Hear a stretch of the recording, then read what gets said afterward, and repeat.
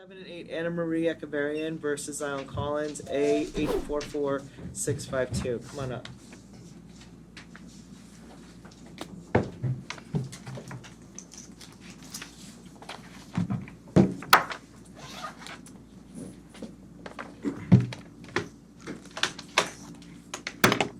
Morning, Your Honor. Ramzy, Ladah for Plaintiffs. Morning. Good afternoon, Judge. Joseph Chu, 11082 for the plaintiffs. I meant good afternoon. I'm sorry.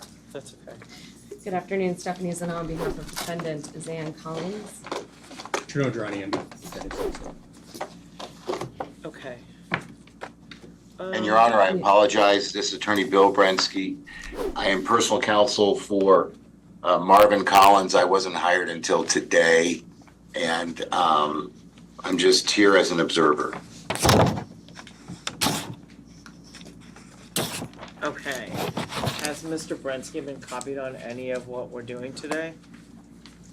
Your Honor, we have pulled the paperwork. The only purpose of my representation is that documentation was provided to Mr. Miller from counsel that said he should get independent counsel to review it. Mr. Collins had me review it. My next step is going to be asking the insurance carrier for Mr. Collins to provide separate legal counsel, defense counsel in the case. I apologize for not getting to the court sooner, but I was hired today. Okay. Has today's emergency motion to continue been copied to Zion Collins unredacted? We have provided a redacted version to both Marvin and Zaon, And what? Was I saying his name? to both defendants. No, but am I saying his name wrong? Do I keep messing up his Zaon. name? Zaon, okay. Okay, so Zaon Collins and Marvin Collins got redacted versions. Yes.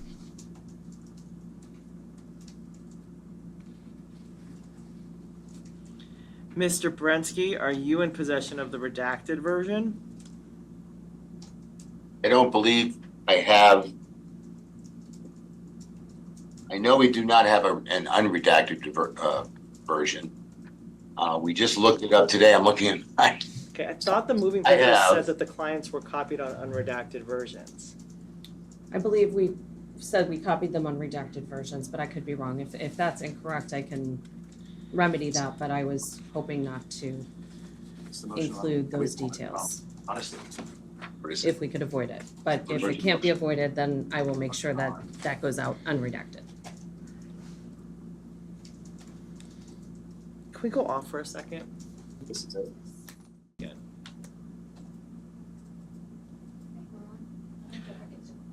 Okay. So we are back on the record in case A218444652C.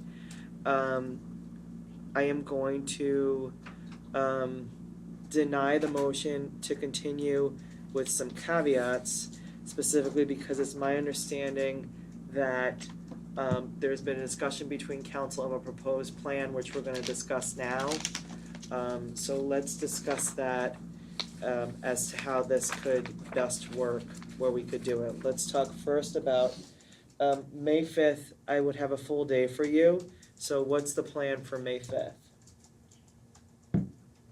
May Just 5th? jury selection, right? Yes, just Yes, for sir.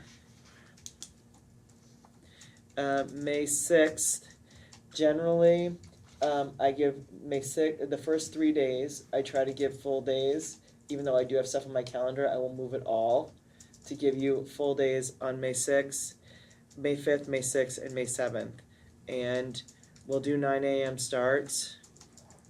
I like to start later than that normally, but I'm afraid in this case. So we'll do 9 a.m. starts. What's the earliest we can get a jury, though? It's not 9 a.m., is it? I believe it's 10:30, but I can double check with Jill. And get back to you on message or email right now. Okay, we will ask for jurors earlier than that. The problem is going to be we can only get 65 of them over here at once, and that's with about 40 in this room and 25 hanging out back. I think we're going to get to, or I think I'm going to ask about the conflict stuff as soon as possible, just so we start to filter people out almost as soon as they're sworn in. okay? So that people who definitely have feelings about this case, and maybe we're wrong, maybe there's less people that are gonna know about this case than we think. But I think there's a good chance we're gonna get a lot of people who know about the case. We did also get requests, I think, to film, but I think council refused it, right? For voir For dire. voir dire, yeah, only. Okay. So 9 a.m. to 5 p.m. May 5th, May 6th, May 7th. And then May 8th, I would normally do a half day, but honestly, I'm kind of afraid to do that in this case. So what is your plan? What did you guys discuss for May 8th? Your Honor, we had just earmarked May 8th for openings. We had thought, based on the last time we conferred here, that that Thursday would be a half day starting at 1:30. But regardless of whether we start in the morning or in the afternoon, assuming we have a jury picked by that time, we would just proceed straight to openings. Okay, so if we did openings, anything else you think you can do on May 8th if we were to have a full day instead of a half day? You're gonna be able to do full days, right? Yes, Okay. 9 a.m. is the earliest we can get a jury. 9 a.m. So by Okay. the time they get over here, it'll probably be like 9:40, and up the elevators, it'll probably be like 9:45. Okay. So if you guys are here by 9:15, even 9:30 on that first day, that probably would be fine unless you think you're gonna have some preliminary stuff to do in the morning. Okay. So May 8th, what else could we do besides openings if I give you a full day? Your Honor, we could call the defendant, Zaon Collins. We had planned on witnesses starting on Friday with openings on Thursday being previously marked as a half day, but we would basically just have to slide I'm a little everything scared up. to do that. I think we should at least try to call we'll do a full day on Thursday, and let's try to call, we'll do a half day on Friday is what we'll do if we're moving along, but, okay, if we call defendant, how long do you guys think defendant's gonna be on the stand? A half day? So we did openings in the morning and defendant in the afternoon? I think a half day, depending on if they wanna do their direct right after me. If they did, then I don't know how long they're gonna take. and I honestly can't answer that at the moment, but, I'm sure we could get him done that day if we did openings and the defendant. Okay, you could call him in your case in chief instead if that's what you wanted, but then we gotta have them continue on with their witnesses. Right. Okay, who else do you have that's short that maybe we could plan for tentatively on Thursday? Yeah. And I'll give them an instruction that witnesses will be called out of order. It's about trying to get this done and get them out of here in 2 weeks. Frankly, we're gonna have an easier time picking a jury if we can do this in 2 weeks too. Your Honor, we have a number of lay witnesses ranging from family members to friends to former coworkers that we have tentatively slotted in throughout the. For half an hour or less? I'm not sure about that, but I think an hour or less is probably fair. Okay, so Yeah, and if we needed to get someone on deck for to fill that particular time slot, then I'm sure we could do so. okay, so let's do that. Let's plan for openings, defendant, and then one of your plaintiff's shorter witnesses on that day. Okay, and then May 9th, what's your plan for May 9th? It's our accident reconstructionist. And if I believe I heard Your Honor say that you may be inclined to make that Friday the 9th a half day. If that's the case, then I presume with cross and direct, you'd probably fill that whole half day. I prefer a half day, but let's see how many other witnesses do we have. Let me pull up your pretrial.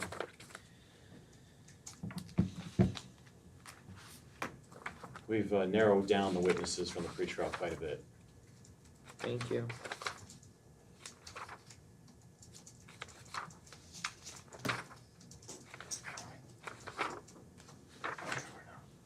Okay.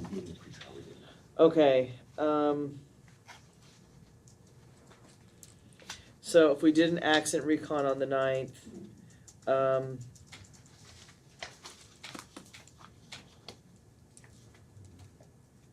where's the accident recon on here? What number?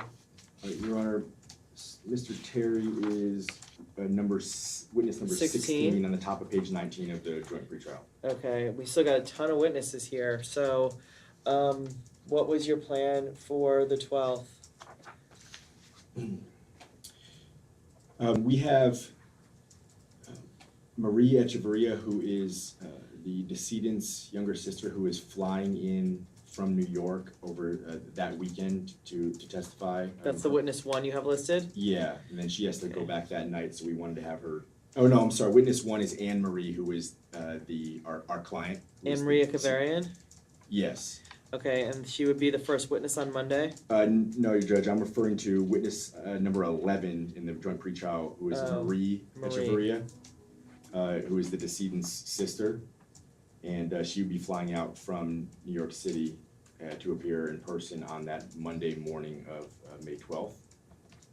Okay, Marie Echevarria, she'd be the first one on May 12th. How long do you anticipate her being? She's probably one of the longer of our lay witnesses. I would think that from a direct standpoint, maybe 75 minutes. Okay, and so give them at least an hour or two. Would you guys, if he took 75 minutes, you'd want about the same, right? Or maybe? Probably not. Not, okay. So you think that witness could be done in 2 hours? I think. Okay, so we could have a second witness put on that morning. So who would be the second witness in the morning? We have penciled in here, Judge, there's a woman named Robin Lee, who's witness number 5 on our joint pretrial. She was in the car behind the decedent and rushed over to the crash scene. We were planning on having her go, and we have her slotted in here. I will represent to the court. And I don't know if I want to put her medical issues on the record, come to think of it, but she has some medical issues, very pressing, that may or may not require her to appear via video conference. And Have you talked to opposing counsel? Like anybody going via video conference, there needs to be a discussion and notice. And anybody putting them on video conference has the responsibility of getting them all of the exhibits if there's gonna be any referencing of any exhibits. And that includes both sides. So if you wanna put somebody on via video conference, you have the responsibility of getting them all exhibits, okay? Understood, Your Honor. Understood. And in either event, she would be quite short, so I think that she'd be a good fill-in between Marie Echevarria and our lunch break. So Marie and Robin for the morning of the 12th, right? Yes, Judge. What about the afternoon of the 12th? We have Dr. Bruce Hirschfeld, who's our medical expert, marked in for the afternoon of the 12th. And you guys anticipate that person's gonna be a whole half day? If not the entire half day, I mean, close enough to, if we're letting the jury out a little bit early. I'm not sure. Okay, let's keep going then, May 13th. Who do you have for May 13th? Now, Judge, just to be clear, are we talking, because we had scheduled this with the expectation that Tuesdays and Thursdays following the first week would be half days? They normally will be, but I'm afraid to do that in this case. Okay. So we can do it with the anticipation that we might have, I'll get you as close to full days as I can get you.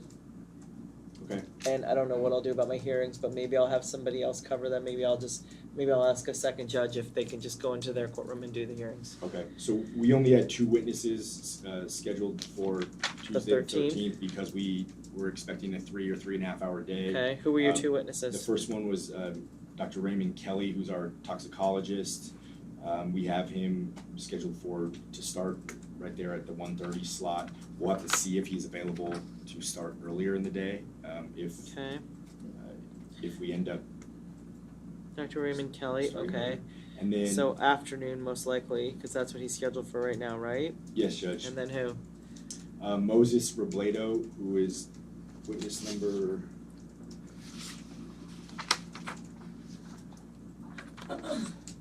14 on our joint pretrial. He is our client, Anne Marie's oldest son, so he's the decedent's stepson. He's probably an hour. And we thought that between the toxicologist and Moses Robledo, that they would consume the entirety of a half day. We'll have to try to slide some folks forward to. What is Robin Lee testifying to? She wasn't deposed, Judge, so I'm going based on kind of what we know about her from the body cam footage and her written statement. Obviously what she observed in terms of the crash, but also I believe she raced to the.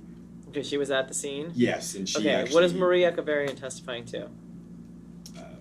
To decedent's life and, his Okay, how is that different from Moses Robledo?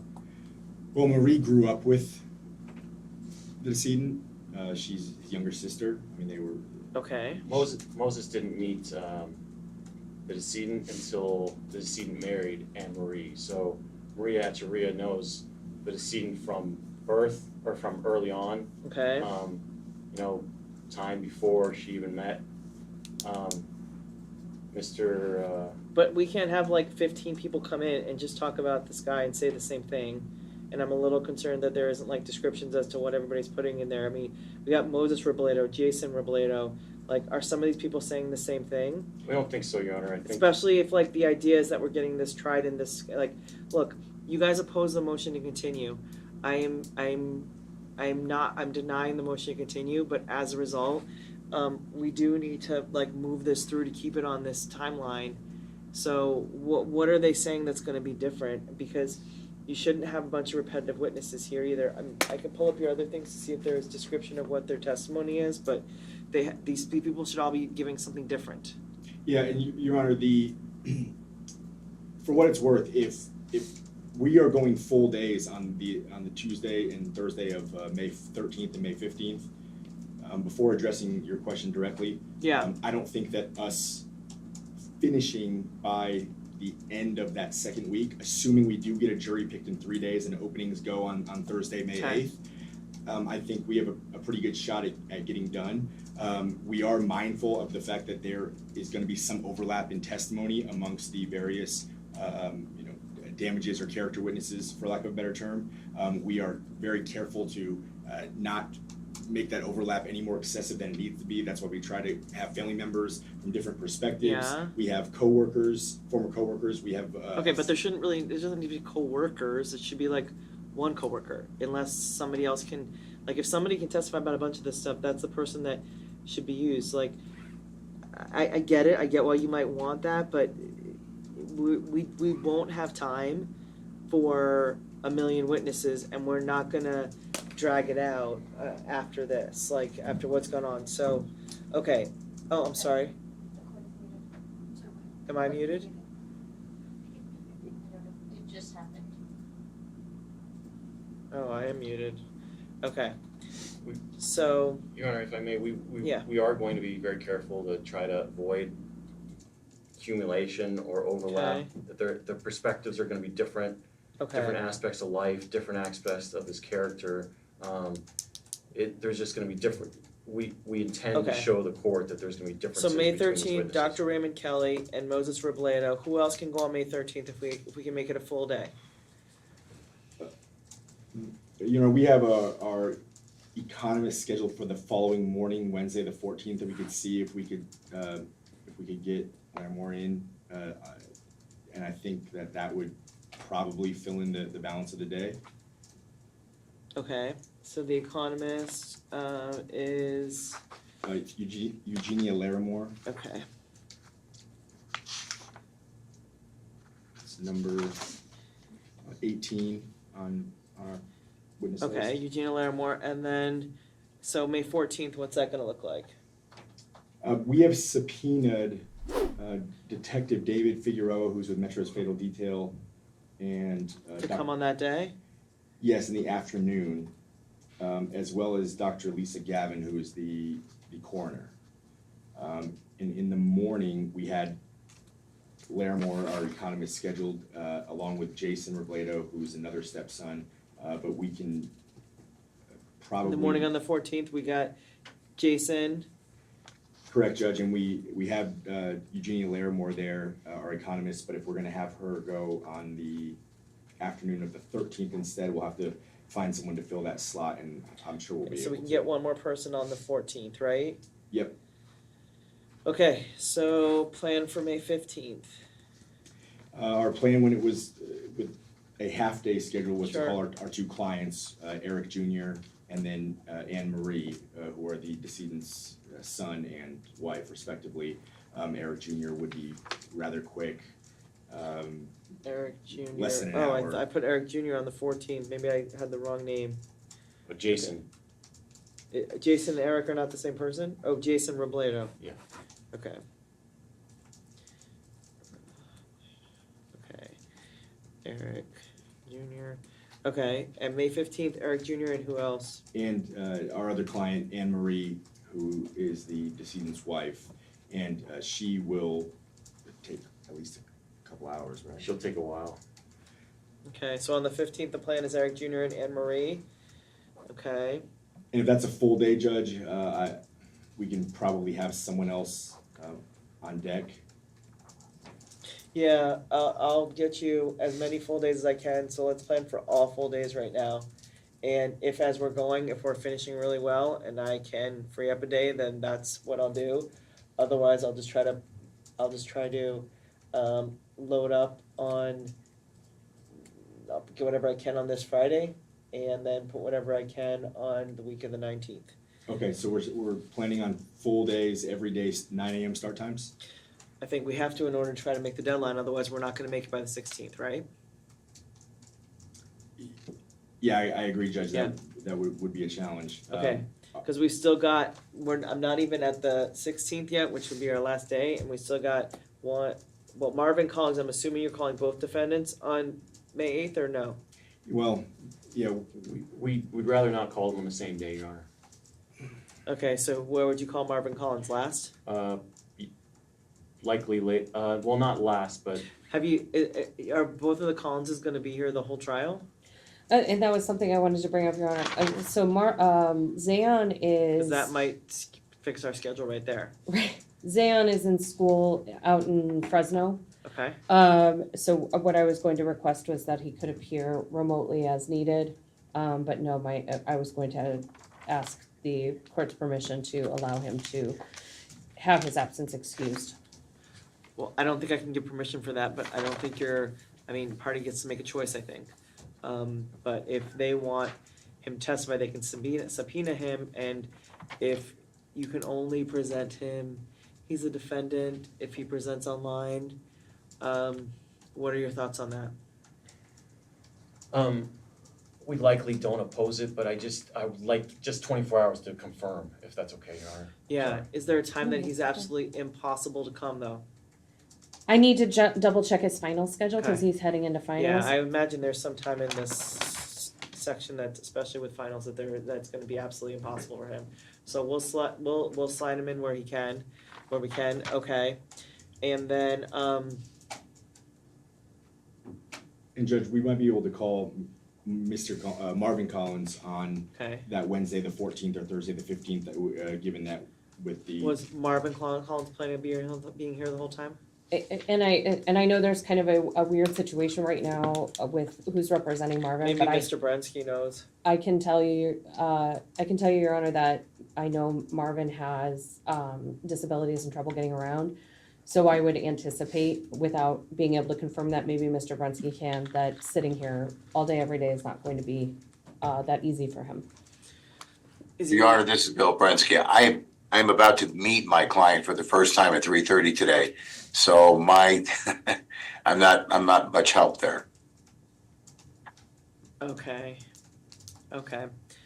Well, here's what's gonna happen then. During, on May 5th or May 6th, you need to let them know, when, Zaon's gonna be available and when Marvin's gonna be available. And sorry to use their first name, but they have the same last name, so, when either of the Collinses are gonna be available, if there's gonna be limited availability with either one of them.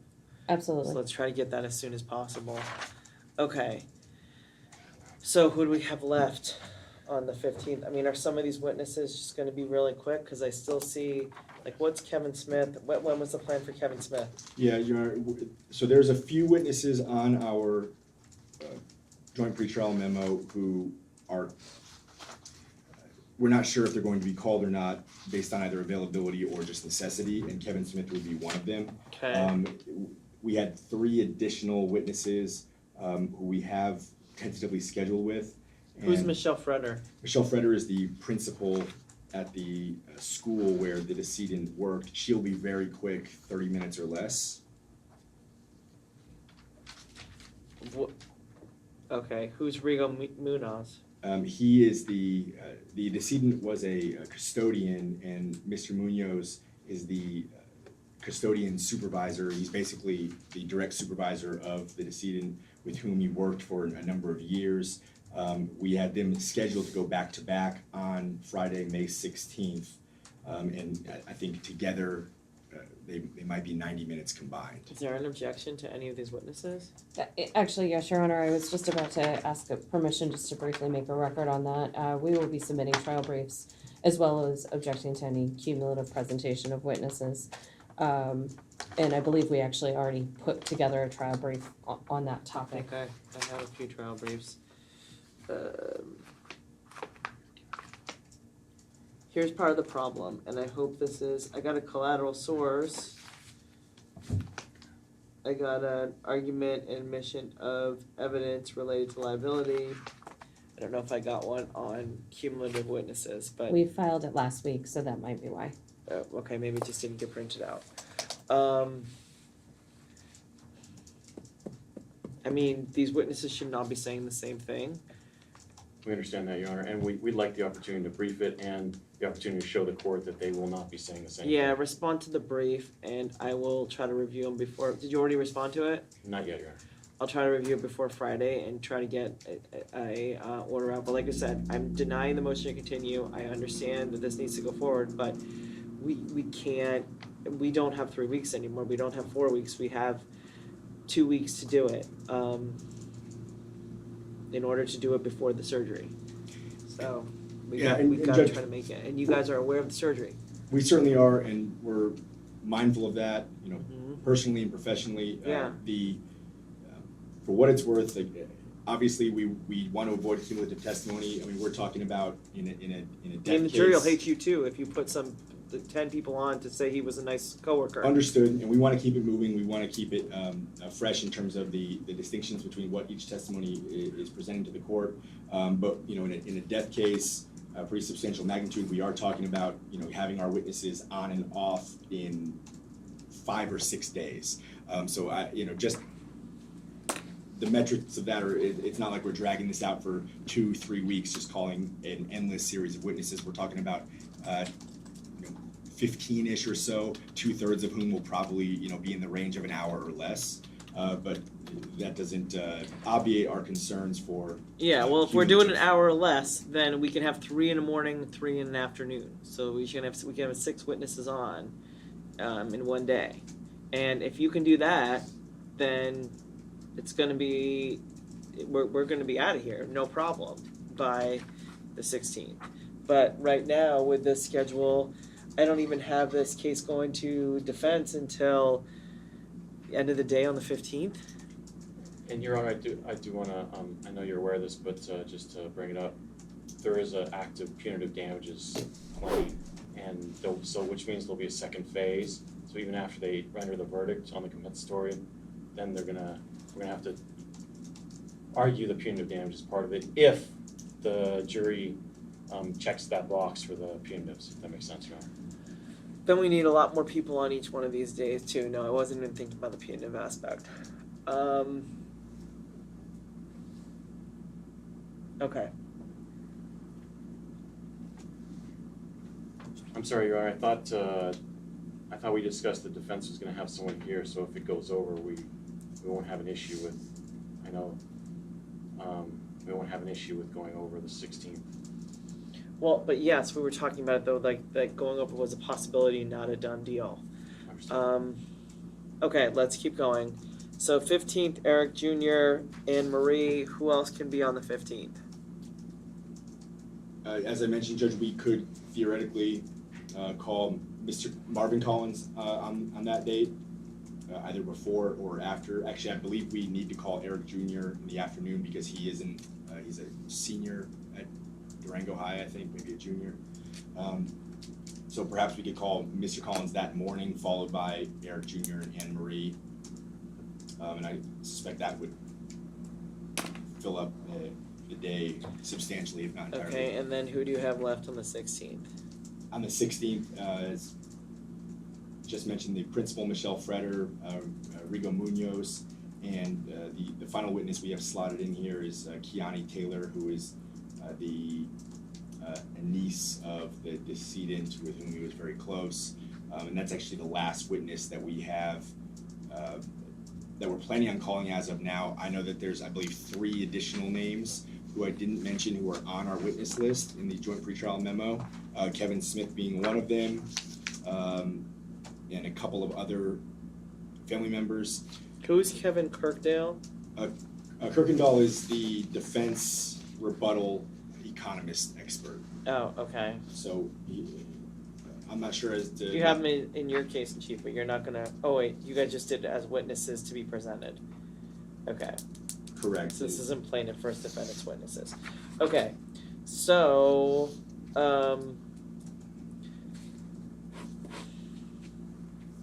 if we get, I mean, we haven't even given the case to the defense yet by May 16th, by the way, we just planned this out.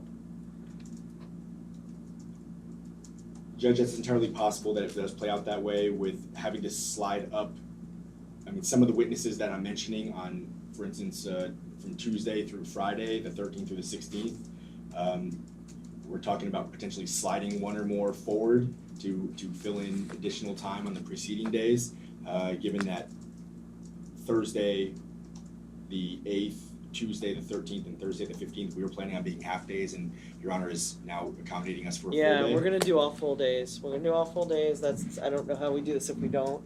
I'll figure out what to do about the schedule. Maybe I'll, like I said, just have somebody else cover my hearings for the 2 weeks. I think that's the only solution here. So I want people to plan for full days. I want minimum of 2 witnesses every morning, 2 witnesses every afternoon, at least on deck, ready to go. And we'll just move people through. And if it means like sometimes stuff is split up with witnesses, where what we will try to avoid is breaking in the middle of someone's direct or someone's cross. But we might do someone's direct one morning, and then come in and do their cross the next morning, or someone's direct one afternoon and come and do the cross the next morning. So let's plan for that. I think you guys have to really take a hard look at the schedule and see how you fit that in. Because otherwise we don't even get, the case doesn't even get to defense before May 16th.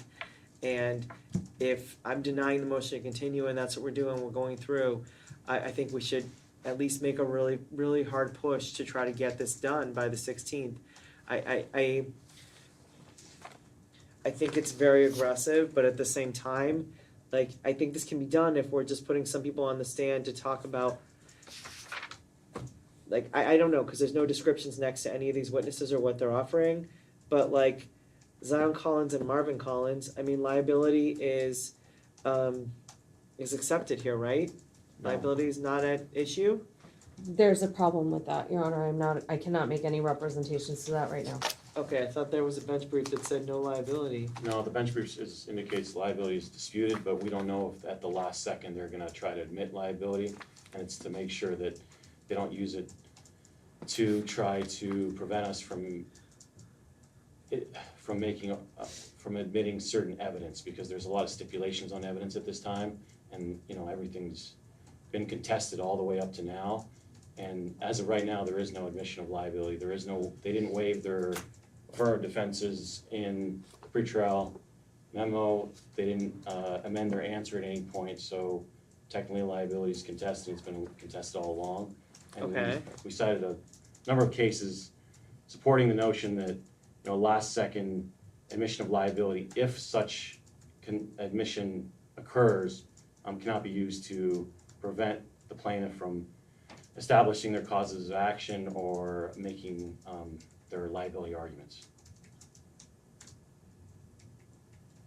What is he talking about?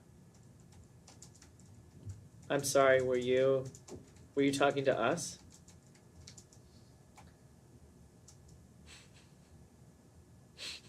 I don't even know who said it.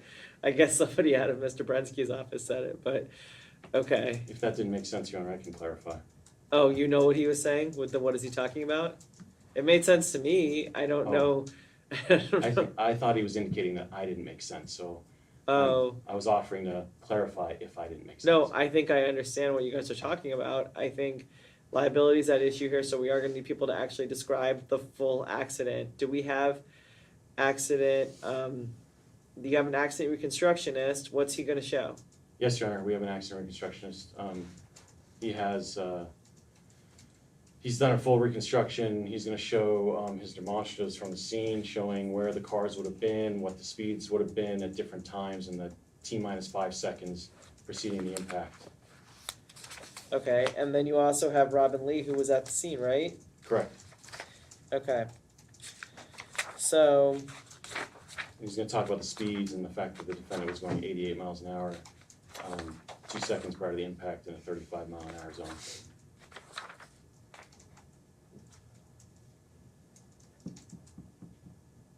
parties estimate trial span approximately 12 full days, and we're gonna try to do it in 10. Did that not count jury selection, where you guys said 12 days too? You know, I believe that our 12 full days encompassed jury selection. I'm not sure if it encompassed the punitive phase now that I think of it, but in either event, yeah, we are trying to expedite it a little bit. Those 2 full days are meaningful, but we will do our absolute best. Okay.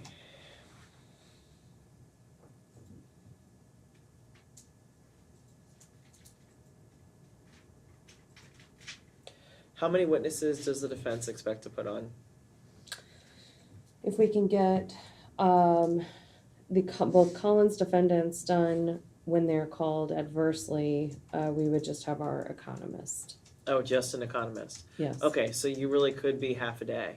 we could be. So if the case was transferred to you, if they rested by midday on the 15th, by lunchtime on the 15th, you could put on your whole case the afternoon of the 15th? Just about, Your Honor. Okay, and then if there were any motions at that point, we could deal with those motions, and, because we could do that outside of the presence, and then we could come in and do closing on the 16th.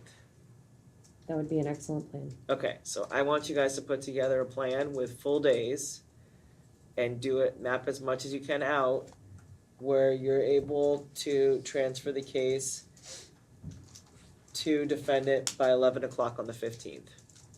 Okay, map it out hour by hour, and we'll stick to it as closely as we can. And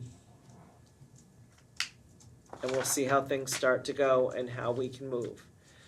So most of your witnesses are gonna be basically either cross-examination of their witnesses, or because they're calling the same witness, you can do your direct when they call them, right? I believe so. Okay, so let's try to do that plan with the idea that we will start at 9 o'clock every day. I might ask counsel to be here earlier than that if I think we have something that we need to handle outside of the presence. We will do a lunch every single day.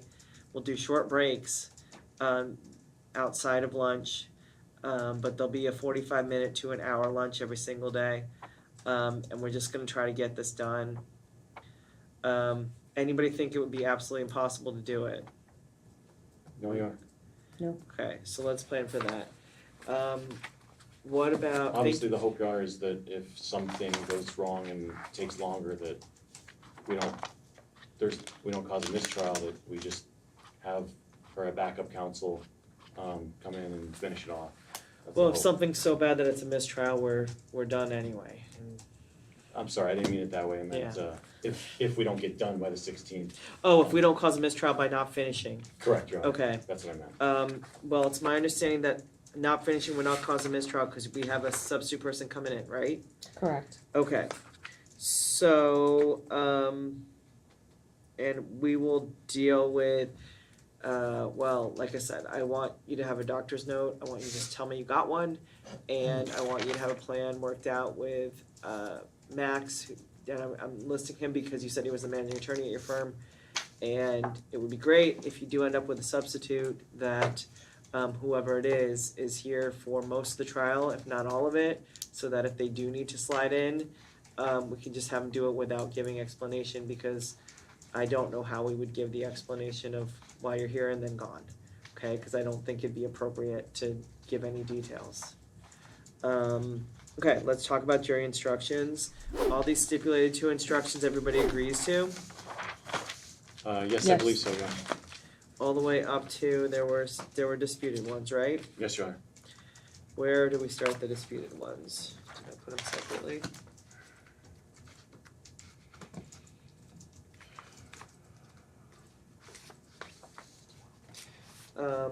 Is this the proposed jury instructions, are those the first set disputed? Yes, plaintiffs proposed. Okay. Sorry, I lost. Where does that start? So the filing, I have two.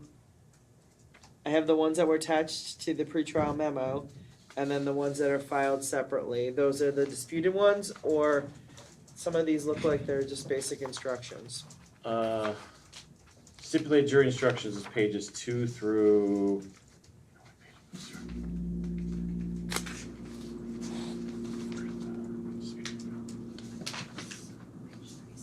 2 through 36, and then 36 on is the disputed, Your Honor. Okay. So let's start with 36. The fact that a witness has been convicted of a felony, if such be a fact, may be considered by you for the purposes of determining the credibility of that witness. The fact of such a conviction does not necessarily destroy or impair the witness's credibility. It's simply one of the circumstances that you may take into consideration in weighing the credibility of a witness's testimony. Okay, the objection to it is? So, Well, I guess let me start here. What are we talking about here? Mr. Zaon Collins has been convicted of a felony, Your Honor. Okay, so the felony is associated with this accident, not some other felony history that somebody else has, right? Correct, Your Honor. Okay, so go ahead. so Your Honor, the problem with trying to settle up some of these right now is because the conflicts and admissions to liability are still sort of nebulous right now. Okay. I need to kind of make a dual record, I guess, if we're gonna do them right now. Okay, so you think this one we should look at before we read them, but after everything's been disclosed? Correct, and then same Okay, thing I don't for- mind waiting on that. And then I believe same thing for most of these because they are the liability instructions. Okay, By and large, as to the negligence causes of action. And at the time we had this conference, you know, things keep changing a little bit on this case, so I don't want to make representations on the record that I cannot make. okay, so I think we get to 41 then. What is the problem with 41? Is it a repetitive instruction?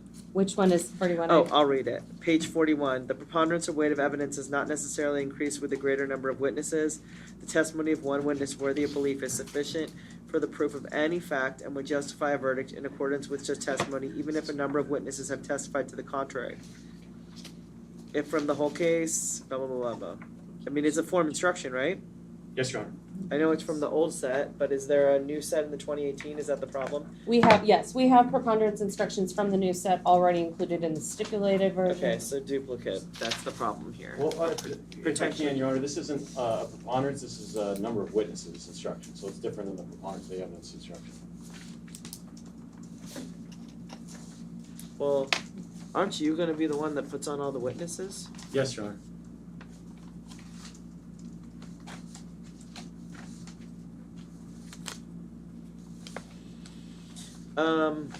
Okay, I'm just gonna tab it as potentially duplicative right now, but defendant is the one objecting to this one?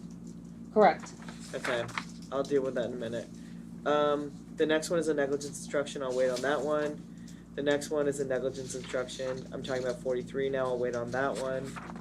The next one, every person has a right to expect that every other person will use reasonable care and will not violate the law.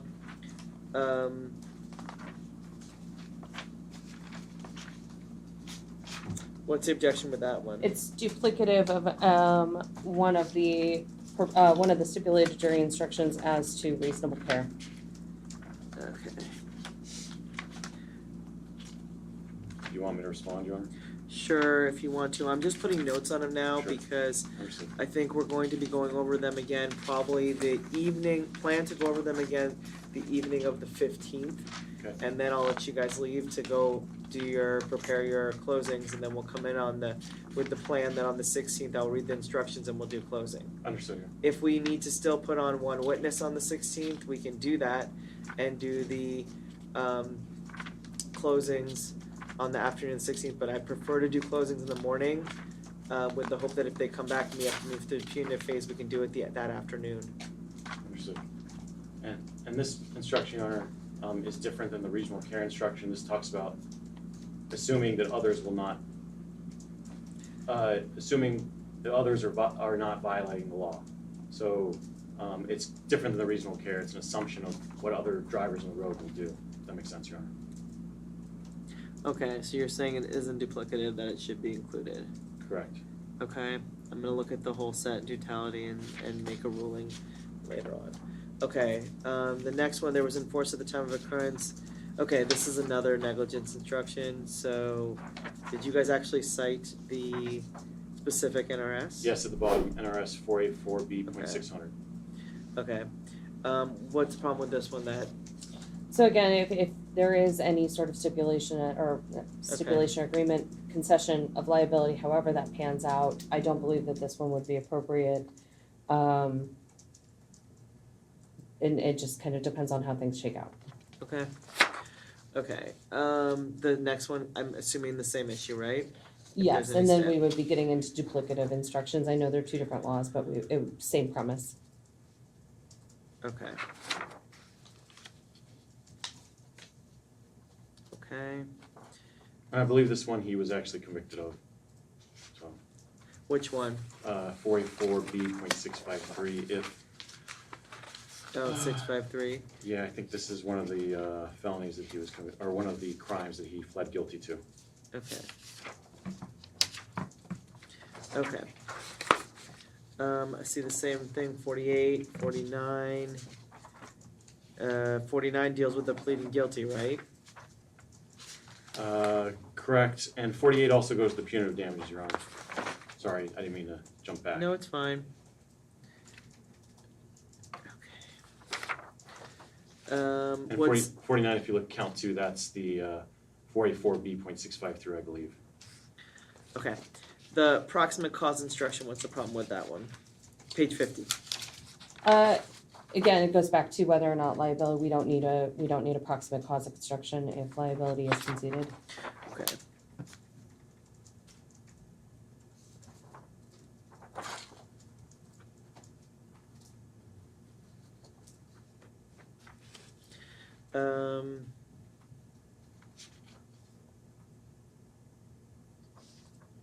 The damages instruction on the next page.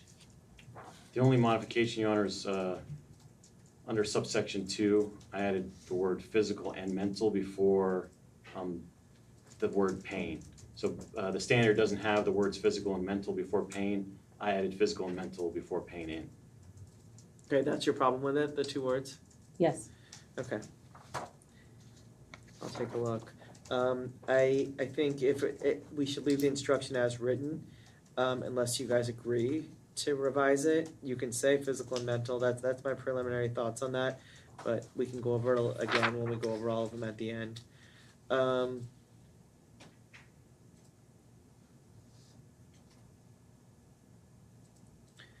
What's the problem with 52? I don't recall having a problem with 52. That's what the statute says. So that's okay to move that to the regular set? Yeah. Okay, so I'll note for now defense has no issue, probably in here by mistake.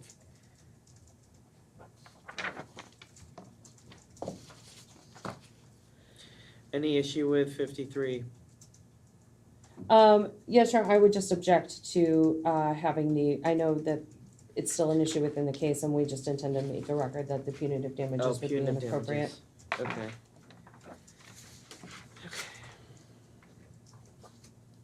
Okay, 54, you're not to discuss or even consider whether or not the plaintiff was carrying insurance to cover medical bills or any other damages he may have to sustain. You're not to discuss or even consider whether or not the defendant would, okay, what's the issue with this one? I have a personal preference that I don't like the word insurance to come up in any way, shape, or form during these types of trials, and then secondly, it would be duplicative of the next instruction, and conveying the same idea and putting overt emphasis. Okay, you guys want this in? We do, Your Honor, and we think this one and the next one touch on slightly different topics, if that makes sense. If you read the notes on this from the book, the 1986 book, I believe it says something like this is supposed to be used as a curative instruction if insurance is brought up. Do we really anticipate no one's going to use the word insurance? Do you have the book in front of you? I do, Your Am I right about the notes? Honor. I'm reading. I haven't read the notes I think before. it says it's supposed to be used as a curative instruction. Do you want me to bring you the book, or? No, it's okay. Am I wrong? If I'm wrong, just tell me I'm wrong. It's not a problem. Give me a second to figure out if you're right or wrong.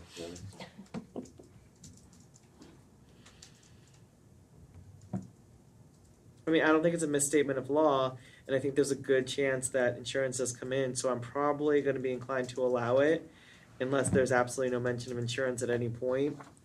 But I'll think about this for a minute, cause it's defense that's objecting. Usually it's the other way around where defense is the one that wants it in.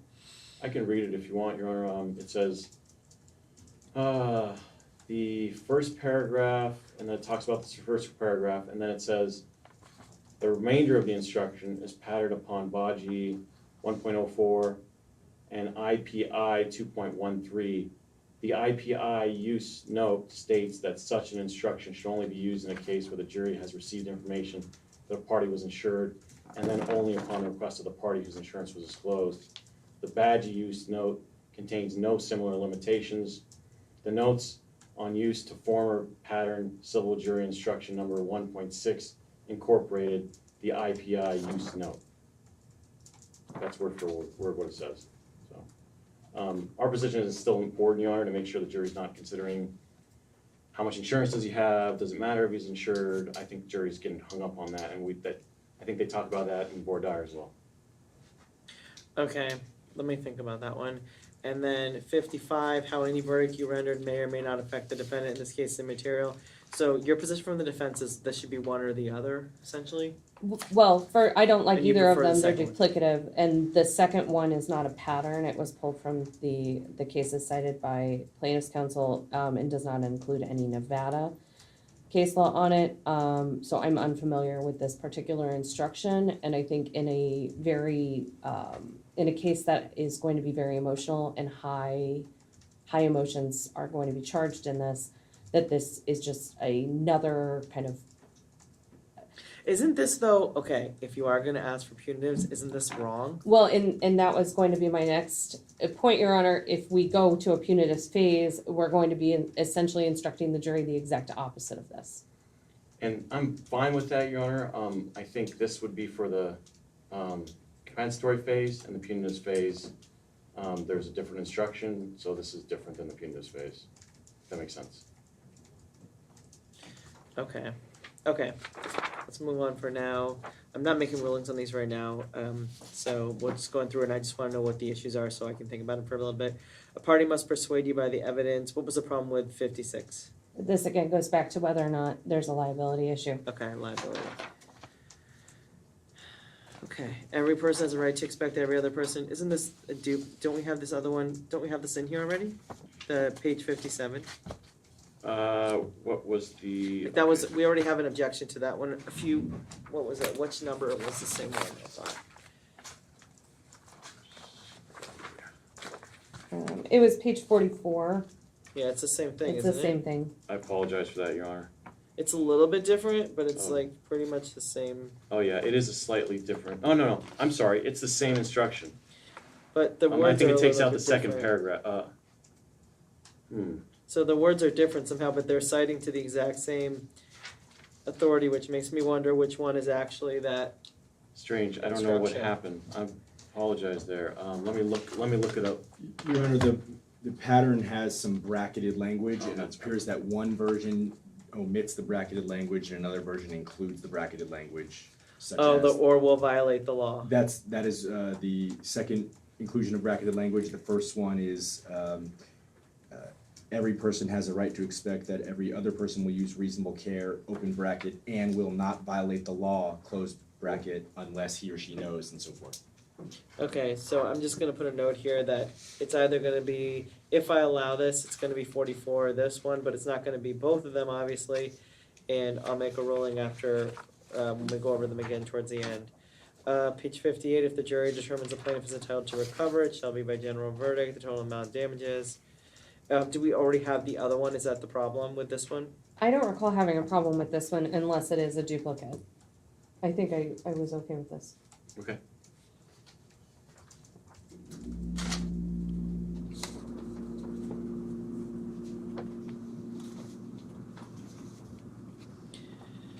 Okay. The next one, the loss of enjoyment of life. Page 59, what's the issue with that one? It doesn't comport, well, first, it's not a pattern. Second, it doesn't comport with the statute on wrongful death, damages that are allowed. And it does not, differentiate between who can recover what under the wrongful death statute. Okay. And there is already an instruction as to what they can recover, and it was quite lengthy, a few ones back, which was at page 51.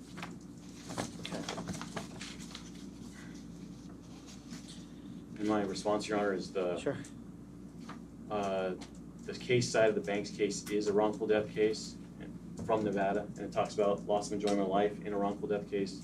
And the statute on page 51, the pattern instruction from page 51 on the damages for a wrongful death case from the 2018 pattern instructions, if you look at it, it actually mentions loss of enjoyment of life. I thought we had one that said plaintiff and Marie is the personal representative. Okay. Hold on, I'm looking at 52 compared to this.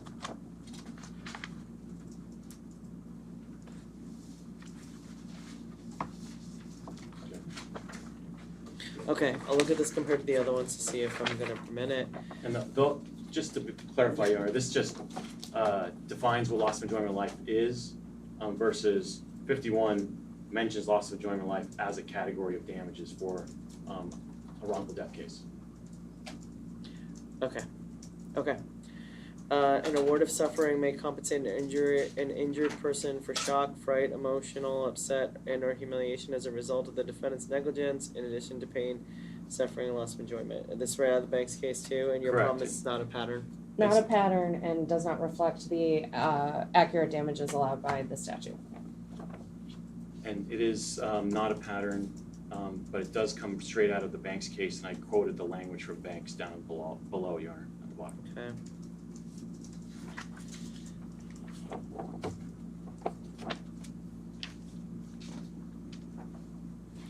Okay. The next instruction on page 61, is there an issue of some stuff lost? Do we have a, Yes, Your Honor, you granted a spoliation motion oh, early in the case on them not preserving the vehicle, the gray Dodge Challenger that defendant Zaon Collins was driving when the crash occurred and that defendant Marvin Collins owned. And this is actually, I should have said modified. The first paragraph and the first paragraph and the third paragraph are pattern straight out of Nevada JI 2.4 2018. This middle paragraph is what I added in to clarify what the instruction applies to. is the middle paragraph where you have a problem?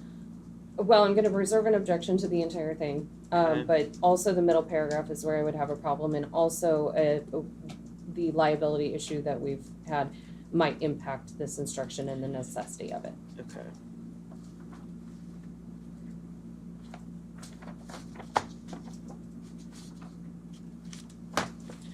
Okay, is that all of them? I believe so, Your Honor. Yes. Okay, special verdict forms, are we in agreement? No. Okay.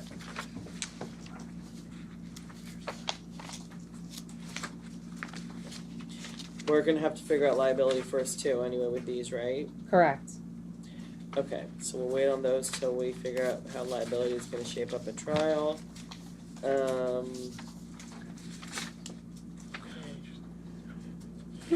Excuse me. And then the punitives. Okay, so that's all the jury instructions that we're gonna do today.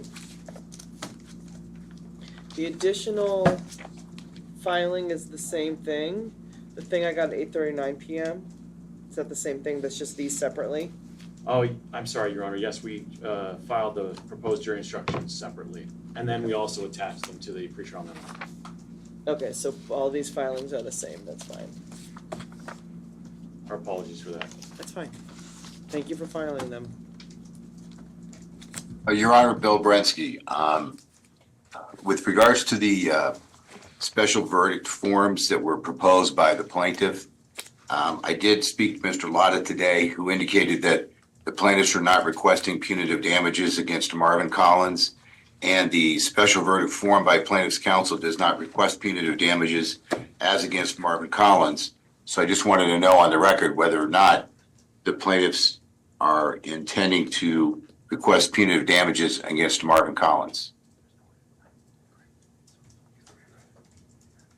Yeah, Your Honor, we have not I think they asserted, need to ask that. Oh. Did you want to ask that? Oh, sure. Like, I don't think he gets to ask that like this. Understood. Counsel, is it your intention to, I don't believe you've asserted it in your complaint, but is it your intention to pursue punitive damages against Marvin Collins? we are not pursuing punitive damages against Marvin Collins, Your Honor. Okay. Only Thank you, Your Honor. Zaon Collins. And are you only, do you think you're only coming in to represent Marvin, Mr. Brensky? Your Honor, and I apologize if I wasn't clear. I'm personal counsel for Mr. Collins. It is my opinion that Mr. Collins needs separate defense counsel because the issues against him are separate and apart from the issues against his son. Okay, so you're personal so counsel for Marvin Collins, right? I am personal counsel for Marvin Collins. I am not counsel of record for anybody. My purpose in this is to advise the insurance carrier for Marvin Collins that they have failed to provide separate counsel for him, and he needs that because there is a conflict of interest with regard to representing both Zaon and Marvin Collins in this case. There are different theories of liability. There are different. Okay, there's well, just their a lot attorneys going are on here. Have you contacted them? Your Honor, I got hired today. Okay, well, Ms. Zinna and Mr. Paterno are both in the courtroom, so I think you could probably be able to contact them either later on today or tomorrow. Okay. Today, I will today, Your Honor. Okay, so any of these trial briefs, does anyone want additional time to respond? Or are Okay, you so okay? what I just did here, Are you talking to me? I think, Bill, you need to mute yourself.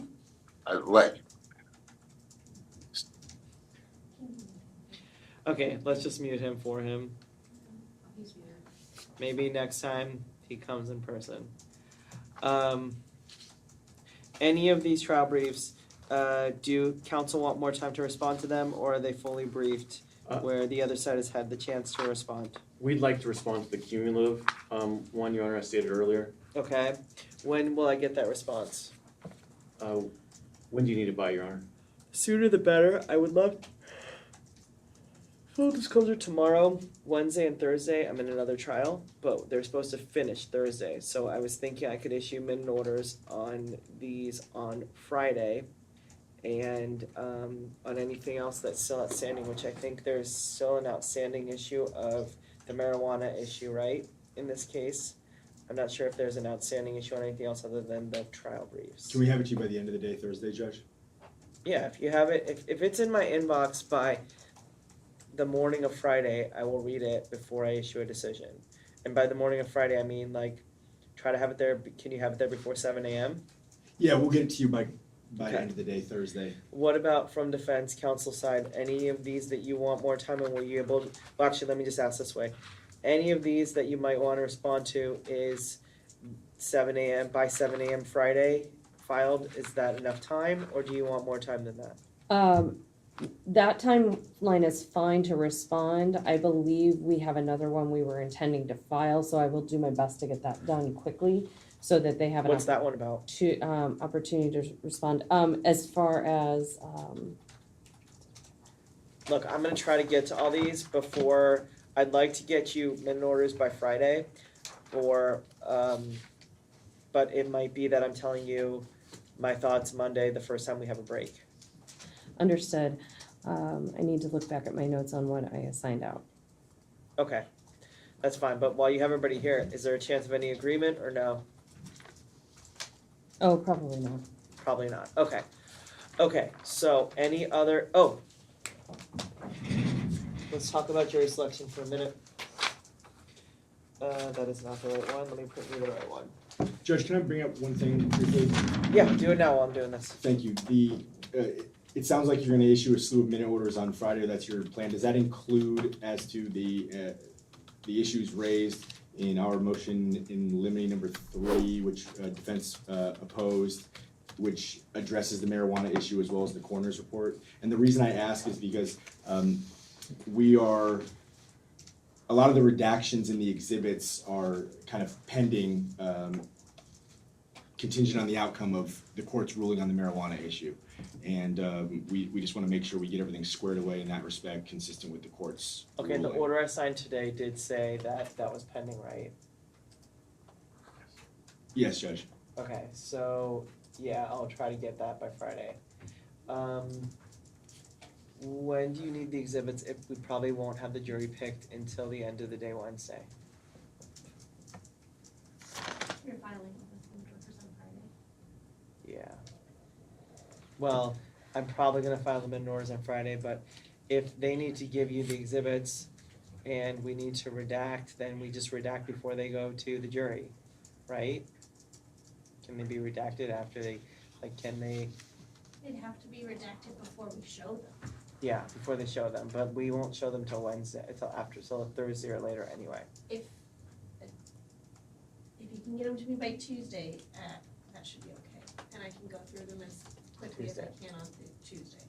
Okay, Preferably by the morning, but by lunch, I should be able to finish everything for Tuesday and Wednesday. About how many exhibits do you guys know? Well, you mean would be affected by this issue? No, in total, Oh, in total. pages of exhibits. Do you have an approximate?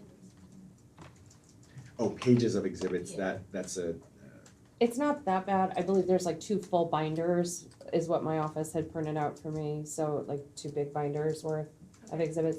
I think it was divvied up into 40 separate exhibits, but we were gonna, I think, slice that up a little bit further. 1,000 pages, give or take? Yeah, ish.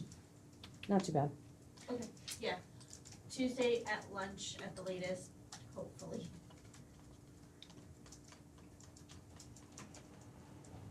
okay, so I will get a ruling on that, the defendant's motion limiting to preclude references to marijuana. Was there another one that's pending? Well, Judge, we filed another brief on that part, our motion limiting number 3, which is partly seeking to clarify where the court stands on that. On page 6 of our motion, which was filed on April 23rd, we have a block quote there from Your Honor at the March 3rd motion in limine hearing, where you do say that if you have an expert saying that marijuana did impair his responsiveness, ability to break, ability to reason, then I do think it is relevant, especially with the results of the test you have. I understand the no criminal conviction, but I think there's various reasons why that could be what it is. And if there was a criminal conviction, that would be admissible too, actually. So I'm inclined to allow the references to marijuana, but let's talk specifically about this little cup in the jar or whatever it is. And you're referring to the photograph that shows some blunt rolling papers and maybe some shake. I think there's maybe a dispute as to what that is. What we're kind of looking for in this motion is, one, a preemptive ruling on the admissibility of the toxicology report, but also just to clarify as to what specifically you were taking under advisement, whether it was the entire marijuana issue altogether, or as you stated here, you're inclined to allow the references to marijuana, but you want to talk further specifically about whether the photograph of the marijuana paraphernalia, if you will, from the vehicle would be allowed in. Okay, your expert is saying that there was marijuana involvement or no? Yeah, so our expert, he will provide a description of the toxicology report, which shows that the defendant was 1.5 times over the THC limit and 6 times over the marijuana metabolite limit. And his opinion is that the defendant most likely ingested marijuana between 0 and 6.5 hours before the accident, that this interval encompasses the time frame where marijuana impairs driving, that the cannabinoid levels were consistent with other drivers who were considered to be under the influence and impaired by marijuana, that low doses of THC moderately impair cognitive and psychomotor tasks associated with driving, and his opinion ultimately is that, quote, Opinion that Mr. Collins had ingested marijuana before the incident and that he probably was impaired for driving purposes at the time it occurred. This impairment would have significantly interfered with his ability to drive in a safe and prudent manner, unquote. I know there was some pushback from the defense about the use of the word probably. In our view, that is synonymous with saying more likely than not, which, as the court knows, is our standard for admissibility of opinion for experts here in Nevada. So, Your Honor, we're just seeking clarification as to whether the court is already determined that the marijuana is relevant and admissible so long as it comes in through our expert, and what this motion is seeking to do is ask for a preemptive ruling on the toxicology report because there's no dispute as to authenticity, only as to admissibility otherwise, and we feel that we are going to lay a foundation. It is authentic as it's stipulated to, and it's most certainly relevant. Our entire punitive damages claim, which remains valid and active, is based on this per se impairment, per se violation of the statutory threshold for THC and the marijuana metabolite. Okay, do you guys want to say anything? Well, Your Honor, if they think they can lay foundation, then, I don't think there's any reason to pre-admit it.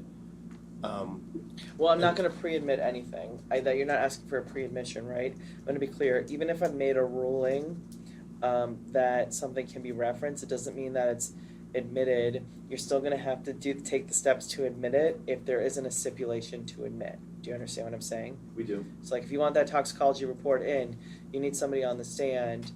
If my ruling is that it can come in, which I'll issue an order by Friday about that toxicology report. Okay, thank you, Judge. Yeah. But if my ruling is that it can come in, it doesn't mean it's pre-admitted and now you can do whatever you want with it unless they stipulate that, yes, okay, it's admitted. I'm not going to make you bring the toxicologist to say, yes, that's my report. Yes, I created this. Yes, this is in the regular course of business or whatever he does, whatever he's going to do. Okay, you still have to lay a foundation and authenticate it with your expert your witness unless they've stipulated to it. You can say in your opening, oh, you're going to see a toxicology report and it's going to say X, Y, and Z if that's what the goal with this is, so that you don't get a mistrial doing that. But you can't show it unless they've stipulated that it's going to come in. Do you know what I mean? We do. We understand, Your Honor. Okay. And that goes basically for everything with both of you guys. If someone's trying to show something before there's a stipulation and admission to it, like if somebody objects, I'm going to sustain it and it'll be withheld until there's a witness that you get it in through. We understand, and our understanding of that, Your Honor, is that as long as we have a good faith basis that it's going to come in at some point to the trial, we can still talk about it. We can mention, like, for example, we could put in a PowerPoint what the toxicology report is going to show, but we can't show the actual toxicology report in opening. I have the same understanding you do. Thank you, Your Honor. Okay. Any questions? Do you have? I'm assuming you guys are on the same page with that. Yes. Okay. Okay. Anything else that we need to get done or that we can get done today? When can I get my trial tech team in for a tech check? I'm here on Monday. They want to do it on Monday, 8:30. Actually, throughout that whole week, 8:30. And then we start at 9. So Thank you. have like a whole half an hour before. I appreciate Is that that. enough time or do you need more time than that? I will check with them to see, but they're pretty quick. They can probably, is Friday okay too? This Friday? I'm not here Friday. Oh. I'm here, but Steph's here. We do have hearings Friday, so as long as you're willing to work around our hearings on Friday, which we'll have hearings most of the day Friday. But Friday afternoon, we should be done by lunchtime. If they want to come in Friday afternoon, they can too. Thank you. I appreciate that. I'll see what he needs. We'd rather test closer if possible, like during jury selection if possible, Your Honor. Is that a possibility, or? As long as you're willing to work around what's going on, or they can work while we're talking to witnesses, I think it's fine. Your Honor, Yes. I thought you said between 8:30 and 9 we can come in. Yeah, that should be fine. We're not gonna start before 9 o'clock, cause the jury's not gonna, or else we can get a jury is 9 o'clock, and it usually takes them about half an hour to get over here, because oftentimes we only have one elevator. I think right now we only have one elevator. What time will be here Monday at 8:30, and if I need to come back on Tuesday, I'll be back on Tuesday at 8:30. It should be Okay. fine. Do you guys need to be in here can you be in here at the same time with their tech, or does it need to be, It doesn't need to be at the same time. okay. It can be, Depends unless, on my plan on if they would like to join me.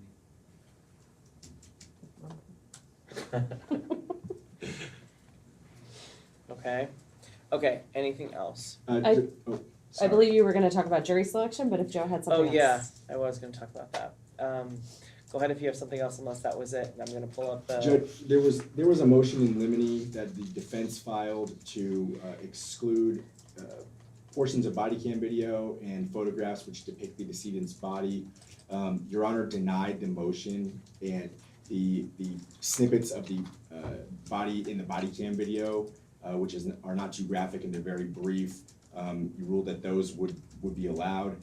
However, the photographs that depict the decedent's body, there are 50 of them that are in one of the Metro files taken by the coroner prior to any autopsy is done, just shows the decedent's body there. Your Honor indicated that you were okay with us using roughly 10 photos or so long as we were not inundating the jury and we were not putting these things up just to show, to elicit an emotional response. And the order that you signed today on the motion in limine actually reads that way. It also states that Your Honor wanted to view the exhibits or the photos at the final pretrial conference to determine admissibility. So we've identified 7 of the 50 that we would submit that are certainly not the most graphic photos. They are somewhat graphic just by nature. And we will be having, of course, our medical expert testify to these, and perhaps the coroner, among elsewhere. But if I may approach, Your Honor, if Your Honor wants to take a look at these photos. sure, I have a copy- has the other side seen them? I have a copy for them as well. Okay, And as Your Honor, thank you. As Your Honor requested, we used a white block to redact private areas of the decedent because he's unclothed. yeah, Um, okay.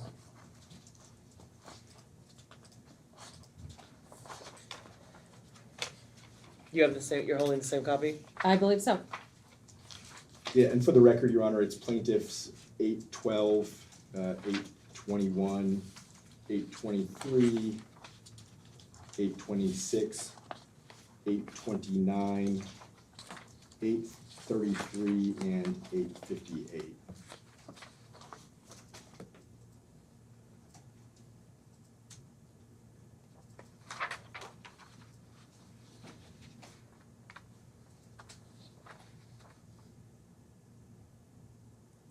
Okay, let's talk about them for a minute. Do they all show something different?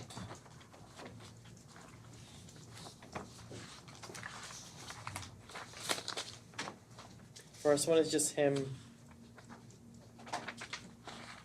What's the point of the first one? What does the first one show that none of the other ones do? Your Honor, this is more, I guess, just to demonstrate where these were taken, showing when he was covered. I guess we didn't want anything graphic on top, frankly.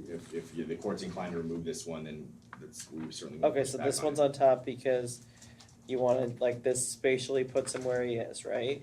Yes, Chair. Okay. The next one, how are the next two? What's shown in, like, it seems like 823 shows more than 821, and as a result, I'm not sure what the purpose of 821 is. Your Honor, I'm actually inclined to agree with you, and I would think that 823 we can probably take out just because I'm not sure what that shows other than his upper legs, which appear to be generally intact. And that way we don't have to have Yeah, that's redacted probably a part good in there. idea because, So that's yeah. my mistake, and we'll remove. okay, so 821 and remove 823. Yes, Judge. Okay. 826.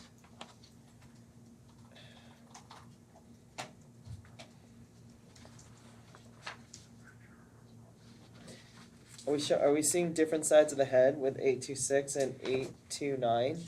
Or is that the same side? We're seeing the same side, Judge, that's the only side that was photographed. But we are looking at focusing on different parts of the upper body and the head area.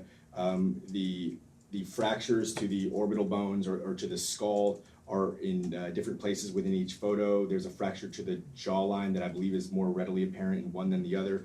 And we're also looking at the bruising and the hemorrhaging within the upper body that we believe our expert will be able to discuss and help explain the full extent of his injuries. And again, I mean, this is our His family is okay with all of these photos? we do not expect his wife to be present during this portion of testimony or really at any phase of trial where these might be referenced or shown, Your Honor. And also, just for the record, Your Honor, the wife did see his body before, or in the hospital, I should say. So this is relevant to her own grief.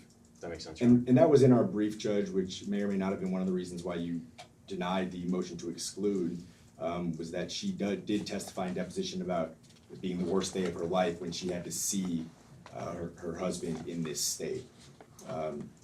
He's deceased, right? He is deceased in these photos, which again, I mean, Why is he still intubated? He's still intubated, right?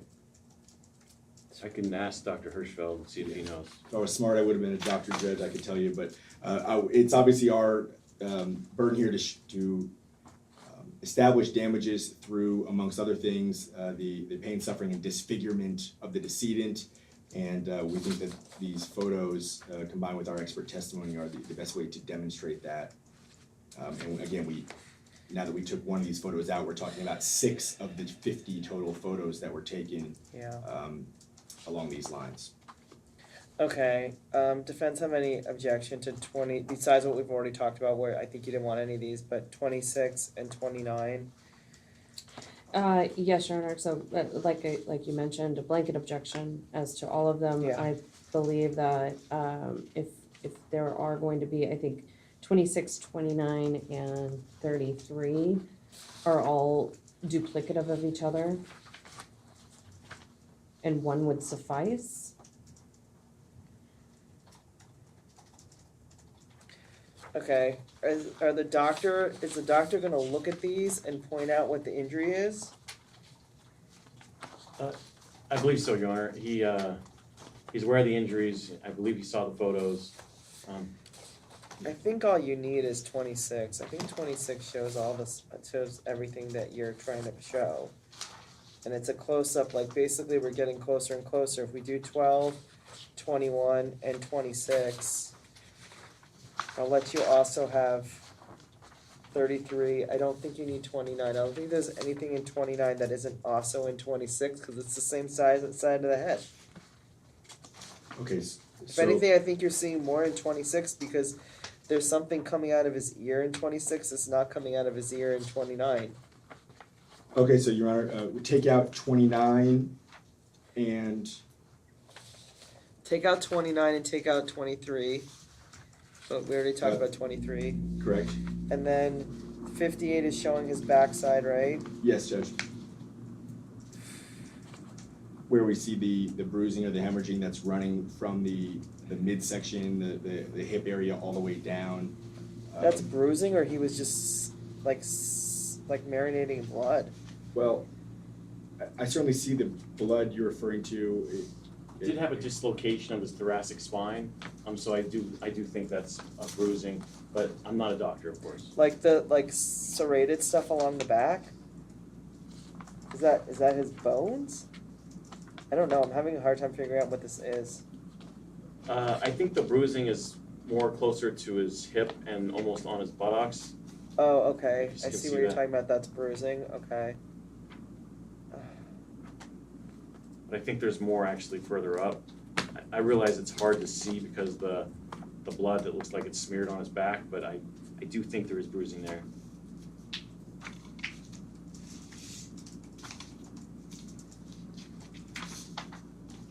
And again, there's certainly no intention or plan on invading. What did you say the these. injuries in the thoracic spine was? Dislocation of his thoracic spine. Is that a scar running along his back already? I don't believe so. I think he had shoulder surgery, so there might be a scar on his shoulder pre-accident, but I'm not aware of any spinal surgery. Okay, I think the back one shows something different. I'm not sure exactly which one, but I'll let you have the back one. So, I think 12, 21, 26, 33, and 58, I'm gonna permit. Thank you, Judge. Yeah, okay. And the ones I'm asking you to take out, because I think they're duplicative, are 23 and 29.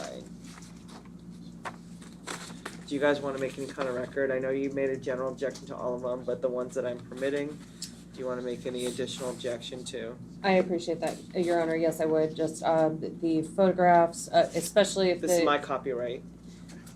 Or do you need it back? It's yours. Thank you. Oh, yes, Judge, I'm sorry, that's yours. Okay, go ahead. Just generally, the photographs, even as they're pared down, are duplicative. They're highly inflammatory, obviously, where they show him already passed. And I agree that they are highly inflammatory, but I also think they are evidence of his injuries, and he's not able to testify to say, I heard this and that and whatever, so I don't know what other evidence we have other than a medical record to get it in. But go ahead, sorry. and I understand that because they intend on presenting both a medical expert and a coroner along with the photos, it would just be cumulative evidence that would be highly inflammatory and prejudicial to the defense. There are other ways to introduce that type of evidence without showing the pictures. I think they are duplicative of each other, even pared down. And then if liability works out with the way, with where we're heading, which I don't know yet and I can't make a record of, I will lodge a further objection and I reserve that right for later. Okay. And for the record, Your Honor, if, to save time, if defense counsel is willing to stipulate to the admission of the coroner's report, we likely don't need the coroner to testify, if that makes sense, so I don't know if defense counsel is willing to do that or not. We can talk about it. Okay. Because that would save a witness and might save some time, if that makes sense. I would also let you use it during your opening. Correct. Which might be, so maybe you guys talk about that too. Okay, so decide what you want to do about that, and if you don't want to stipulate to it, you don't want to stipulate to it. We're going to do everything we can to be done by the afternoon of the 16th with this completely being transferred to the jury. I think there's a high likelihood, although I hope it doesn't happen, that if this case goes into the punitive phase, that the punitive phase is not done then. So prep whoever is going to be with you guys to be ready for that, just as a possibility, although we will do everything we can to make it happen. Like I said, I'm gonna block the whole, and I'm gonna get so much pushback for blocking the whole 2 weeks, but that's what I'm gonna do to try to get the trial done. I Okay. appreciate it. Okay. So anything else before I make some final comments? And actually, did we printed that out, right? Is there anything? Yes, we have your voir dire. Oh, you have my questions. Okay, so after, I am gonna put together some questions specifically about this case and people's familiarity with this case. Once we get through that, or we get through people disclosing if they have familiarity with this case, that would make them a bad juror for this case because of how much they know. And then do their regular hardship disclosures, and we get rid of anybody for hardship. The people who are up here in the front, because we're doing 2 weeks, I'm gonna have I think 6 chairs here and 2 more in the box for a total of 22, which should leave you guys, I believe, 6 strikes, your 4 regular strikes, your 1 that you normally get on your first alternate, and a second one on the second alternate. You can decide if the additional 2 have to be used on alternates, or if you agree to use them on anybody you want. Otherwise, the additional 2 have to be used on alternates, which means they would have to be used on the people that end up sitting in the seats in the front, because there'll be 6 seats spread out here in the front, which are usually your 2 alternates will come from that group, unless the strikes are all used in the people in the box, and you guys have to agree before we bring the jury in how you want to use your strikes. The default is you use 4 on the people in the box and 2 on the alternates. Okay, so if you can't agree to do otherwise, then that's how it gets used. When we get down to, we've done all the hardships, we've gotten rid of anybody who has familiarity with this case already, the people up there will get that list of questions in a plastic sleeve, and on the flip side, I want you guys to make a list for me of all your witnesses, or let's start actually, parties, attorneys, law firms, witnesses, experts, and entities that might be involved here. Put it in a way that's easy to read, preferably, because what they do is they go through, I start up there in the top corner, your first seat is up there in the top left. It goes all the way down with a microphone and the sleeve with those questions. They answer the questions, they flip it over, I ask them to read your list and let us know if they recognize anybody. And we just go one after another, passing the microphone in the list all the way down, and then all the way everybody in the front. Then I ask you guys to approach. I ask you if you want to strike anybody for cause. We deal with our for cause strikes. If we have a for cause strike, somebody gets plucked out. The seat that you all are sitting in right there, the person who's sitting in that seat generally gets pulled up into whatever is pulled out, and then we do it again. And then again, I ask you for cause. Once we get through that, then I transfer it to plaintiff's counsel, and you get to ask your questions. I do not elaborate on the answers to those, at least not really thoroughly. You have the ability to do that if you would like.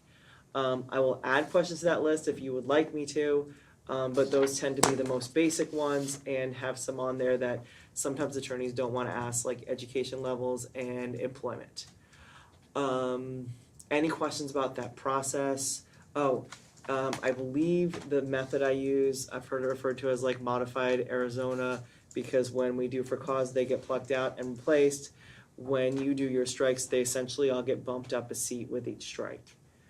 Okay, I think most of the judges are using the same method. I don't have any mystery as to who the alternates are. The people in the last 2 seats are the alternates. I generally, my marshal will tell them how to sit the next day. If somebody's got some kind of medical issue, we'll get them a special chair and they'll be seated there no matter where they are in the shuffle. We just try to make sure that people are comfortable for the whole trial as much as possible, especially for one like this. I will let people eat and drink in here, including you. I just ask that people be careful. Other than that, any questions, any concerns, any other preliminary stuff people want to talk about? One quick question, I'm sorry if you already answered this, Your Honor. Once you allow counsel to start asking questions, do you take cause challenges at every break, or do you wait till plaintiff's counsel is done for us to do our cause challenges?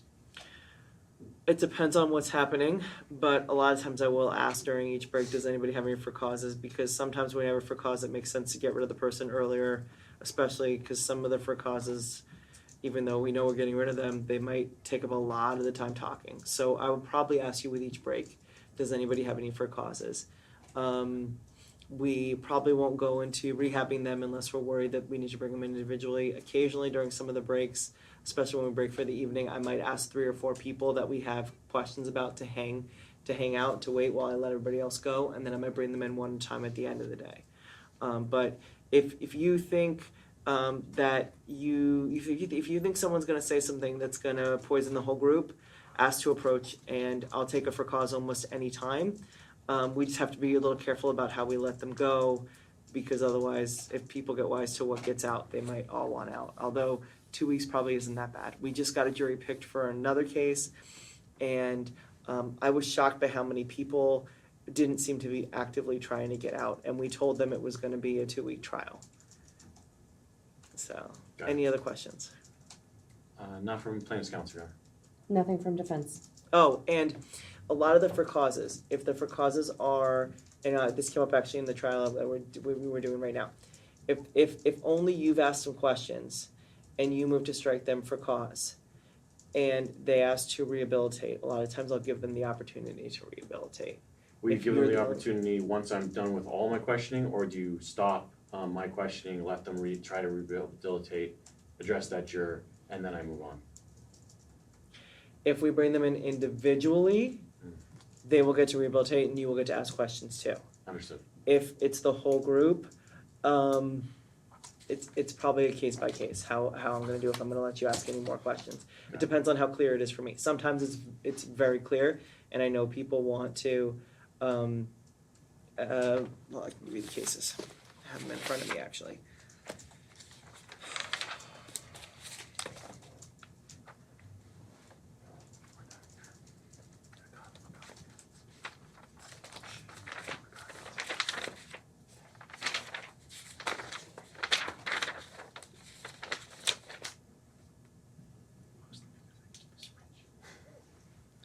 Okay, so I'm looking at Sanders versus Sears Page a lot of times, Bryant v. State, Whitlock v. Salmon, and Kirk v. Raymond Industries, if you want to know where I'm likely to lean. So I look at the totality of their statements a lot of times, and sometimes I understand that they can be rehabilitated by one side, or that they say something that seems like, oh yeah, maybe they're not a problem, but I consider everything they've said when both people have been asking questions. Your Honor, if it's obvious to us that the defense is going to want to rehabilitate and it's not such an obvious cause challenge, that we are inclined to wait to bring up the challenge until after defense has actually had a chance to question. Is that acceptable? You're not going to rule that we waived our ability to move for cause because we didn't raise that challenge when we were finished questioning that particular panelist? No, I'm not gonna rule that you waived it. However, if you ask your questions, they ask their questions, there's one or two for causes and we get rid of the person, and then we have the full panel again and we fill in the spots, you focus on the new people. Understood. Okay, because you have waived on everybody else at that point. Understood. Does that make sense? It does. Okay. Unless one of the old people say something that's so obvious at that point, you've waived on them. Understood. Okay, anything else? No, you are. Okay, so I will see you guys 9 o'clock on the 5th, unless something else happens, and I just want the confirmations from you at some point that Yes. both of those things are done. Yes, Okay, thank you. thank you. Oh, that's it. Thank you. Oh, do you need to say something else? No, I think we're good. I just wanted to say that there is a list of things that have been pre-admitted in the joint pretrial memo, so Okay. that should make things a lot easier for opening, if that makes sense. Okay, so what we need to do before you do your openings then too is you just need to make a record of everything that you've jointly admitted. Got it. Especially if it's gonna be in any of your openings. If you want to do that before we even get the jury in here on Monday, you're welcome to do it, just so you don't forget to do it. But let's make a record of that. So if you wanna have, if you know that there's pre-admitted, like how many pages are already pre-admitted? Like that you guys have, how many pages do you expect to pre-admit that you both are stipulating to? It's quite a bit, Your Honor. It's Is that at the beginning of the binder, I hope? I have to look at, yes, I believe so. Why It's, don't you put those in the beginning of the binder, Sure. and then the disputed ones can be towards the end or even in the other binder, so that we know everything in one binder is fair game. And you can make a record on the first morning while we're waiting for the jury to get over here, that counsel jointly stipulate to admit exhibits X through, or A through, or 1 through whatever, bait stamps, whatever through whatever, and then they're all in, and then we have just one binder of stuff that people need to get in, so that I know if you're holding a certain binder that it's all admitted, and you guys know that too. It might be easier for both of you. Perfect. And the good news is it's laid out very nicely in our joint pretrial memo, so it'll be easy to put those on the record. Okay. Okay, thank you. Thank you. Thank you. Thanks, guys. Have a good afternoon.